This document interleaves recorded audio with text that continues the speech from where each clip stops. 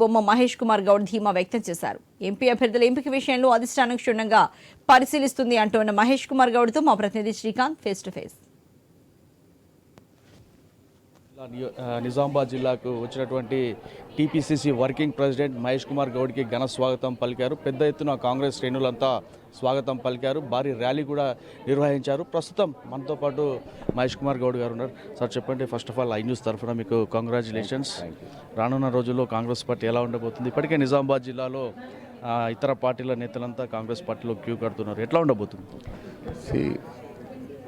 Congress party అధికారంలోకి రాకముందు మేము ఇచ్చినటువంటి వాగ్దానాలు కానీ 6 గ్యారంటీస్ కానీ నమ్మి ప్రజలు మాకు పట్టం కట్టారు.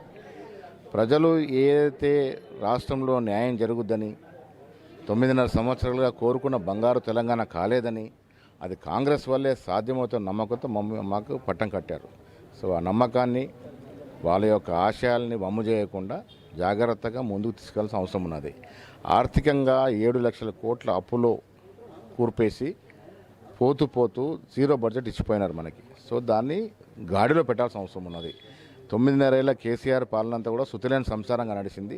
ఆ సంసారాన్ని చక్కదిద్దే బాధ్యత ఇప్పుడు రేవంత్ రెడ్డి గారు తీసుకున్నారు, వారి మంత్రివర్గం తీసుకుంది. ఆర్థికంగా ఇబ్బందులు ఉన్నప్పటికీ కూడా కాంగ్రెస్ పార్టీని ఏ ఆశల కోసం ప్రజలు గెలిపించినారో అవన్నీ కూడా పూరించడానికి శాయశక్తులు ప్రయత్నం చేస్తాం. ఇక నిజామాబాద్ జిల్లా విషయానికి వచ్చినప్పుడు 40 ఏళ్ల బంధంతో నిజామాబాద్ జిల్లాలో మా రాహత్నా గ్రామం నుంచి నిజామాబాద్ పట్టణం వరకు ఉన్నటువంటి పరిచయాలు, ఇవాళ ఎమ్మెల్సీ అయినటువంటి మొదటిసారి నిజామాబాద్కి వస్తే వాళ్ళు ఇచ్చినటువంటి అభిమానం, ఇదంతా కూడా ఈ 40 ఏళ్ళ బంధం, ఈ 40 ఏళ్ళ పరిచయాలు అది రుజువు చేస్తూ ఉంది. మొన్న నల్గొండలో సీఎం కేసీఆర్ ఈ ప్రభుత్వం ఉండదు, 6 నెలల్లో కాంగ్రెస్ ప్రభుత్వం దిగిపోతుందని చెప్పి చాలా కామెంట్స్ చేశారు. దీనిపైన ఏమంటారు? సో ఒక మాజీ ముఖ్యమంత్రిగా 9.5 ఏళ్ళు అధికారంలో ఉండి అప్రజాస్వామికంగా మాట్లాడితే ప్రజలు జీర్ణించుకునే పరిస్థితి లేరు. ప్రజలు 64 సీట్లు ప్లస్ సిపిఐ 65 సీట్లతో మాకు పట్టం కట్టారు. సో ప్రజల అభిష్టానికి వ్యతిరేకంగా మాట్లాడతానంటే, గెలిచినటువంటి ప్రజాస్వామ్యం గెలిచినటువంటి ప్రభుత్వాలు కూలుస్తానంటే ఇది ప్రజలు జీర్ణించుకునే అంశం కాదు. కేసీఆర్ లాంటి 9.5 ఏళ్ళు ముఖ్యమంత్రి వ్యక్తి ఆలోచించుకోవాల్సిన అవసరం ఉన్నది. 6 గ్యారంటీలు 2 గ్యారంటీలు ఉన్నాయి. ఆ 6 గ్యారంటీలు అమలే పరిస్థితి లేదని చెప్పేసి అన్నారు. సో వాళ్ళు తప్పుడు ప్రచారం చేస్తూ ఉన్నారు. 6 గ్యారంటీలు ప్రజలు మమ్మల్ని విశ్వసించి మాకు అధికారం ఇచ్చినారు. ఆ 6 గ్యారంటీలను కూడా పరిపూర్ణంగా అమలు చేయాల్సిన బాధ్యత మా మీద ఉంది.